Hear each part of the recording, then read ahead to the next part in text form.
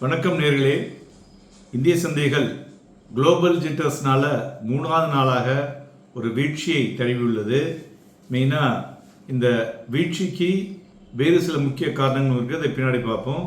Nifty ஒரு 174 புள்ளிகள் குறைந்து 24,542 முடிவடைந்திருக்கிறது. Advances 931, declines 1571. மேலும் slipping below 20-day moving average first time April 15க்கு அப்புறம் இன்னைக்கு தொட்டிருப்பது குறிப்பிடத்தக்கது. அதுமாரி செவரல் ஃபேக்டர்ஸ் இந்த மார்க்கெட் விழுந்ததற்கு முக்கிய காரணங்கள்.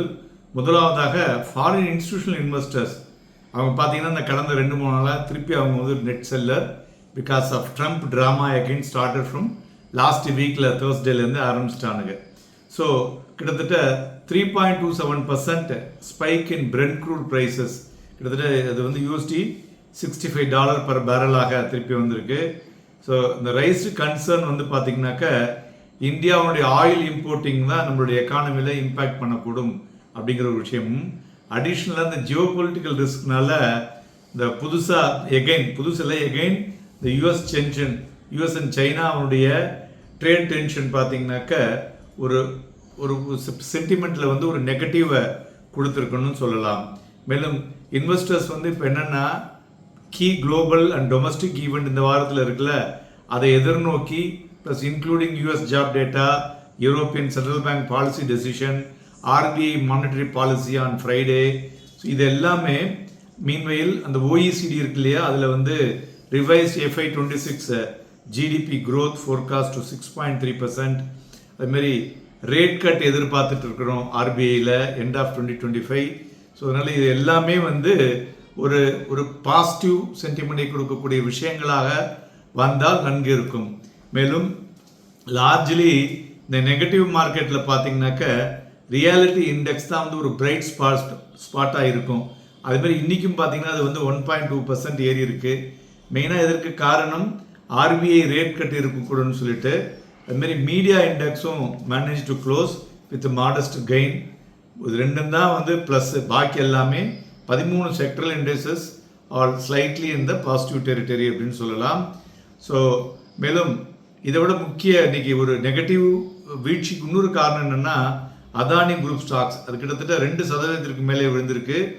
யூஎஸில் probe in to the suspected Iranian LPG imports, அது ஒரு முக்கிய காரணம். அது மாதிரி எஸ் பேங்க் இன்னைக்கு கிட்டத்தட்ட 10% விழுந்திருக்கு. ஸோ இந்த சுமிட்டோமோ பார்த்தீங்கன்னாக்கா அவன் கம்ப்ளீட்டாகவே விற்றுருக்கான். ஏன்னா அவன் is going to applying RBI to set up a wholly owned subsidiary தனியாக அப்படிங்கிற மாதிரி. ஸோ அதனால் இது ஒரு அக்யூசேஷனாக மூவ் ஆக கூட இருக்கலாம் அப்படிங்கிற விஷயம் கொண்டிருக்கிறது. அதுமாரி ஓலோ எலக்ட்ரிக் பார்த்தோன்னா அதுவும் இன்றைக்கி பெருசாக விழுந்திருக்கு. அந்த அப்சைடு பார்த்தோன்னா individual stocks like Grasim, Shriram Finance, Mahindra and Mahindra, Bajaj Auto, Cipla, Hindalco, doctor Reddy இவையெல்லாம் ஏறிய பங்குகள். இறங்கின பங்குகளில் Adani Ports, Adani Enterprises, Bajaj Finserv, Coal India, Power Grid, Bajaj Finance, SBI Life, Apollo Hospital, IndusInd Bank, Eternal இவையெல்லாம் இறங்கிய பங்குகள் என்று சொல்லலாம். மேலும் பிராடர் இண்டெக்ஸை பொறுத்தவரை பார்த்தோன்னா மிட் கேப்பும் கடைசியில் இன்னைக்கு வீழ்ச்சியை தழுவியது 0.55%. தென் ஸ்மால் கேப்பும் 0.1% விழுந்திருக்கு. இருந்தாலும் மார்க்கெட் பிரெத்தை பார்த்தோன்னா because from the advance and declines market breadth is in the negative move. So இதுலேயும் 60 ஸ்டாக்ஸ் 52 வீக் ஹையை தொட்டிருக்கு. இன்னைக்கு 25 ஸ்டாக்ஸ் 52 வீக் லோ. அதுக்கு மேலேயும் 103 பங்குகள் அப்பர் சர்க்கியூட்ஸ், 71 பங்குகள் இன்னைக்கு லோவர் சர்க்கியூட்டை தொட்டுள்ளது. மேலும் டாப் வால்யூமில் பார்த்தோன்னா Aptus value housing finance 141 time volume increase ஆகிருக்கு. அதே சமயத்தில் ப்ரைஸ் பார்த்தீங்கன்னா 7.16% டவுன் ஆகிருக்கு. அதுமாரி சலூனா கார்ஸ்பின் அப்படிங்கிற கம்பெனி பார்த்தோன்னா volume increase by 76 times, but the rate price up by 20%, $360 முடிவடைந்திருக்கிறது. அதுமாரி Zinka logistic solutions volume improved by 36 times and share price பார்த்தீங்கன்னா அப் பை 1.5%. மேலும் இன்றைய தினம் தங்கம் பார்த்தோன்னா ஒரு $324 குறைந்து 96,600, வெள்ளி $451 குறைந்து 1,560,000, குரூட் ஆயில் $46 அதிகரித்து 5,421, வினயமாகிக் கொண்டிருக்கிறது. மெயினாக கவர்மெண்ட் வந்து இன்றைக்கி ஒரு புதுசாக ஒரு அறிக்கை விட்டுருக்காங்க. இந்த வோடஃபோன் ஐடியாவுக்கு வந்து சப்போர்ட் பண்ணுற மாதிரி.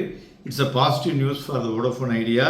தென் பிளாக் டீலை பொறுத்தவரை பார்த்தோன்னா HDFC bank, Indian Hotels and Havells இது முன்னையும் பிளாக் டீல் நடந்துள்ளது.